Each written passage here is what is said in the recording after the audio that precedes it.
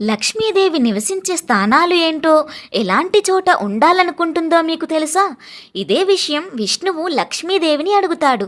అసలు నీ కోసం భూలోకంలో ప్రతి ఒక్కరూ పరితపిస్తూ ఉంటారు కదా దేవి, అసలు నువ్వు ఏం చూసి వాళ్ళ ఇంటికి వెళ్తావు అని అడుగుతాడు. అప్పుడు లక్ష్మీదేవి నవ్వుతూ ఇలా చెబుతుంది, లక్ష్మీదేవి అంటే కేవలం ధనాన్ని మాత్రమే ఇచ్చే దేవత కాదు. నేను సౌభాగ్యం, శాంతి, విజయం, ఐశ్వర్యం, జ్ఞానం ఇవన్నీ కలగలిపిన మహాశక్తిని. కేవలం కంకణాలు, ముత్యాలు, అలాగే బంగారు నగలు వేస్తే నేను వాళ్ళ ఇంటికి వెళ్ళను. నేను నివసించే స్థానాలు చాలా ప్రత్యేకమైనవి, అలాగే చాలా పవిత్రమైనవి కూడా.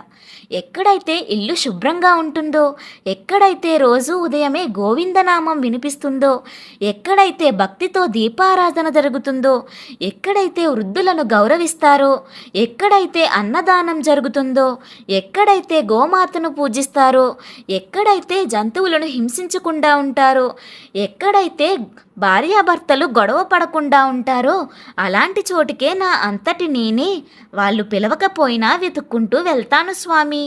ఎందుకంటే నాకు కావాల్సింది శుభ్రత, శాంతి, సత్యం, శ్రద్ధ మరియు నీతి, నిజాయితీ.